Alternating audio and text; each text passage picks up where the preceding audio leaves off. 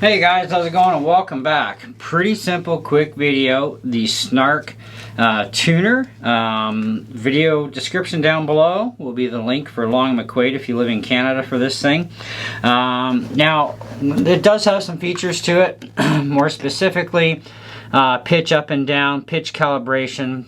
It does have a pass-through for looping into other pedals as well. And on the back, if you remove the screw, you can actually put a battery in this thing and run it as a battery setup instead of a power supply.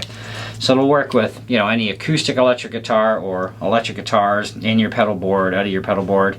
As you can tell, I'm not even hooked up to an amplifier. I don't have the output set up and don't need to for this. So, but I got this from Long McQuaid on a rental because I was looking for a much better, faster tuner, and maybe something I might be able to trust for setting intonation with.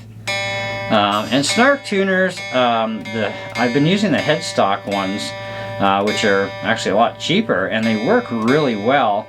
However, some of their models are much to be desired, where others are fantastic. And so I thought, well, what about their pedal board tuner? What's it going to be like? So I did try this thing out in store yesterday, just to see, and I was actually quite impressed with it. And I thought, okay, well, let's rent this thing and try it out for you guys and let you know what I actually think about it. And it does seem to be very fast and responsive. And even going at the harmonics of the 12th fret, it's going to let you know what's going on here.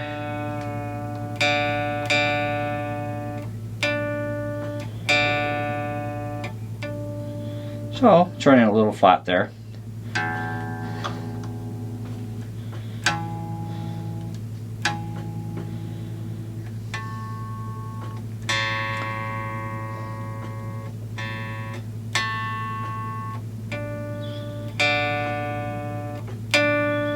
A little bit there.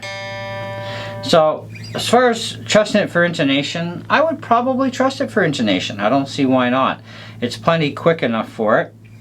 But if you want even more precision, well, you definitely need a much higher end tuner. And so I did take a bit of a leap of faith anyways, and I did order a Boss, I think they call it a TU2 tuner. And of course they don't make it anymore. It's been replaced by the TU3. But I thought, all right, well, they found me one for 50 bucks at one of the other stores. So we're having it brought in. But in the meantime, I thought, well, I'd like to check this thing out regardless, because in case the Boss one doesn't work out, at least I can get this one. And being that this is a used one, even though it's in perfect condition, I can get this one for like $55. They're normally about, I think they're about 69 or 70. Let me just check real quick. I know it'll be in the video description below regardless. But let me verify the price. Now keep in mind this is a Canadian price, right? So we're looking at $69.99 brand spanking new. So the basic specs here are ultra fast on stage tuning, also great for the studio, huge easy read display, which it is, blazingly fast, true bypass, pitch calibration, die-cast metal casing, fully chromatic. It is the model SN-10, draws plus or minus 30 milliamps at 9 volt output, sends the balance of whatever power supply is used to the next pedal. So that's actually pretty good. But anyways, and any pedal power supply will work just fine with it, or like I said, use a 9 volt battery. I think I would definitely trust this thing for intonation either way. I wanted a Boss one, something a little bit fancier, you know what I mean, and they do have strobes on them, so it's kind of like, well, it beats buying an actual full-out strobe tuner for $250. because you know, any of the guitars that I buy, or if I set up guitars for people, when I do that, it's like, well, part of that's intonation. I want something a lot more modern, a lot more better and faster, because the faster it is, the more accurate it's going to be too. And this is plenty fast, and I think this would make a great addition to anybody's pedal board, including my own, which, you know, it may yet be something that I may buy as just one to keep with my acoustic guitar, because when I'm playing acoustic guitar on stage, it's like, well, I can plug it into this and then go to my DI, and I don't have to worry about replacing batteries anymore in Snark tuners, right? The little 3-volt sucker. A 9-volt battery in this thing is going to last a long, long time, you know? And so that's kind of cool.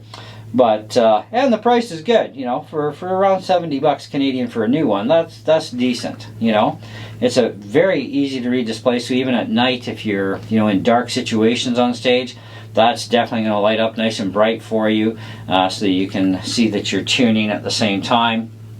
And I think that's great. But anyways, other than that, that's pretty much about all I got for you on this one. So I guess we should do one more test, right? We should see if it actually mutes our signal when we're tuning, because that's something I know somebody's going to want to know an answer to. So I think we'll actually do that too before we give the final verdict here, because it's very important to know that. So let me just grab one of my cables here and go to an amp.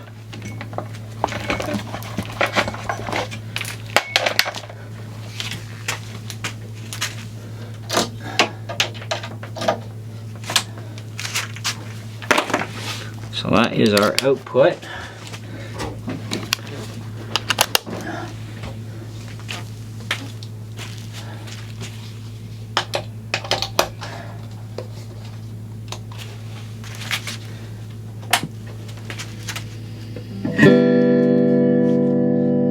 And it does. That's the signal. There you go. Perfect. Couldn't ask for better than that. So where do we rank it? Well, I'm going to give it a very easy 4.5 out of 5. I think it definitely deserves that. You know, no problem there. If you like Snark, a lot of people do. A lot of people love the headstock tuners. I find sometimes when the battery's getting low in the headstock tuner, it doesn't quite read right. But that's a headstock tuner, right? And pretty much any tuner would probably be affected the same way. So, you know, that's kind of normal laws of physics there on battery power versus performance capabilities. But I'd say overall, though, I think it'll be fine if you want to set intonation. If you're really super OCD about your intonation, then I would say, yep, great for tuning your guitar, but you might want to get a strobe tuner, like a good one, like a Peterson, and use one of those for setting intonation with. Be a much better choice.